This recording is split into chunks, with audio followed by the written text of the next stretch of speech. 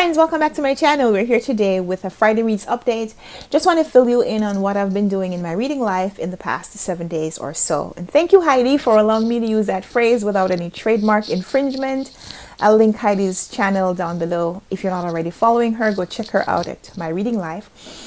But in my reading life, in the last 7 days, I finished 3 books. I've already posted a review of one of them, and reviews of the other 2 books are forthcoming.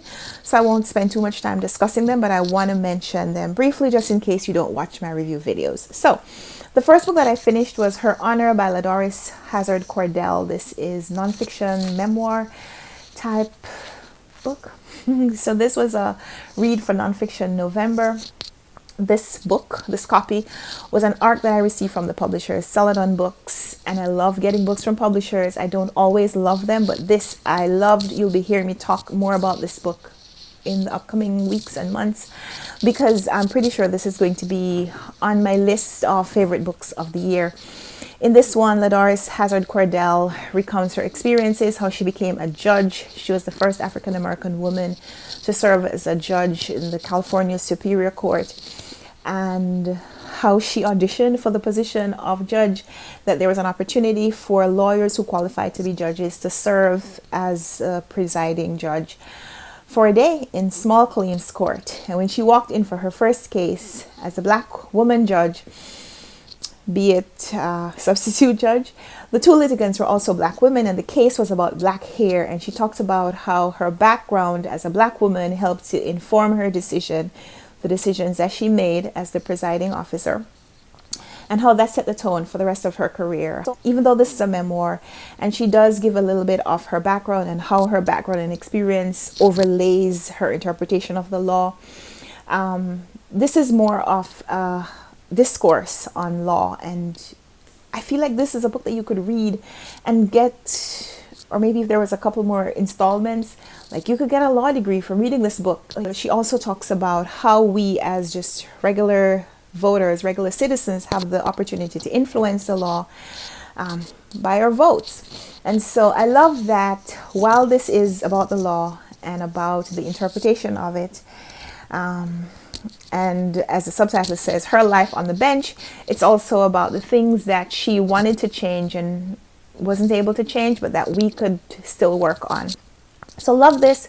Watch my review. I'll link it down below. That was the first book that I finished in November. I also finished the 2 novels for the Run Right Reads book club for October. That was a little bit of a gaffe because it's my book club. The selections were made by me, and I didn't finish the books in the month that I chose them for, but I did finish them in time for the book club discussion, so that was a win. The country of focus last month was the U.S. Virgin Islands, and so the 2 novels were The Lesson by Cadwell Turnbull and Land of Love and Drowning by Tiphanie Yanique. I'm going to be posting reviews of those, and I'll just mention here that the novels are different but also very similar. The Lesson is a little sci-fi futuristic, and it is explaining what happens when invaders come to a space and how the 2 groups try to coexist, because they think that the relationship will be mutually beneficial, but usually things are in favor, prejudiced in favor of one or the other group. And in the case of The Lesson, we're talking about U.S. Virgin Islands being invaded by aliens, and these aliens getting some kind of immunity. There's an excuse that if they're provoked, they'll be violent. And so while the islanders are initially hesitant, they have heard from their leaders that they could get something from the association with these aliens. And so they let them come, they let them stay, and then other things erupt. I'm going to be talking more about this because while it is sci-fi, it's also allegorical for invasions of any kind. Cadwell Turnbull did a really great job of discussing what happens when the colonists or the explorers come in, and you're initially hesitant, but eventually you welcome them, you try to work with them, and then they kind of take over, and usually with detrimental results. So I really loved the allegory. I love the symbolism of this book. So we'll be talking more about that in a review coming up. Also read Land of Love and Drowning by Tiphanie Yanique. This one is set in the early 1900s, because we have U.S. Virgin Island men who are going off to serve in the U.S. military. We are showing the transfer of ownership from Danish ownership to U.S. ownership of the islands, and what it means for the people when their allegiances switch, and what they expect from these relationships. When the US take over, they think, of course, they're going to be Americans and US citizenship, US passports, what that means, because everybody has an American dream, right? And how the reality is different from the expectation in their personal lives. One of the things that I did not like about this book is the nature of some of the relationships. There's a lot of discussion of inappropriate, improper, unethical, immoral, illegal relationships. And there are several examples of them. But the author uses those relationships to show or to symbolize other kinds of inappropriate encounters. And so while there are discussions of incestuous relationships and families that are almost inbred, because while they should be two families, they're really one, and there's a lot of that. There's so much more in the book, so much more to love. So some of those things you may not be able to read past, but if you can, then you can appreciate the rest of the story. It's a really great story. So going to be reviewing those a little bit more full in an upcoming video. So those are the 3 books that I finished. I also made progress on Tambourines to Glory. I don't know if I started this last weekend when I made my Friday Reads video. I'm not sure if I'd started it, but this is a buddy read I'm doing with Rosalie and Columbus, and this is a reread for me. We're reading Langston Hughes novels. We read Not Without Laughter last month, and this is the book that we're reading this month. And this one is set in Harlem in the 1950s, I think. And we're following what happens when 2 women who are a little hard on their luck decide to start a street side church, even though they haven't really been spiritually converted. But it's a little bit of a discussion of whether you have to be sincere in order to be a conduit for someone else to have that religious experience. And of course, the discussion and the depiction of the Harlem culture and the people is just fantastic. The dialogue is so rich. The book is so visual. I'm loving it. I could have just read this again in an afternoon, but I'm reading according to a reading schedule for the buddy read, so I'm going through this a little bit more slowly. So I'm maybe about 60 pages in or so, 50 something pages in. So it's a pretty short novel anyway. It's only about 156 pages, so I'm a third of the way in on that. Aside from that, I made significant progress on the love songs of W.E.B. Du Bois. I had put this down a little bit, but I'm back. Honoree Fanonne Jeffers is writing in a really expansive way about a family that is living mostly in the Creek in the south of the United States, and about their origins, the Creek Indians, and how they have been mixed with Africans coming over, so African Americans, and also whites, and how some of those relationships began. So she's tracing this family's lineage, and we're exploring the lives of characters in various generations.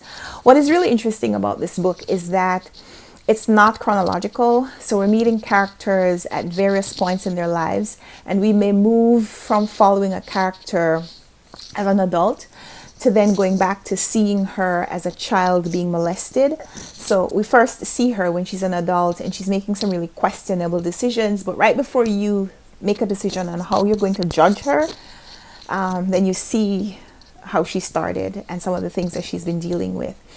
And then you go back to following her parents when her parents were in college. And then you come back and you see her sister who's in college at a different time. And it's interesting. We're also, of course, going through the previous generations. So we have characters here that were living in the 1800s at the time when slavery was still going on. And so we're seeing black characters who are enslaved, we are seeing white characters who are deceptive and what they do to acquire people as property, as chattel, and how some of those relationships were formed and how the generational curses really start. So I'm loving how the author is going through the story and the history as it is experienced by this family. There are some characters in here that you will really, really love. And then there are characters who you might feel like you want to hate, but then you see them at these very vulnerable points in their life. And maybe you start to think a little bit more about them.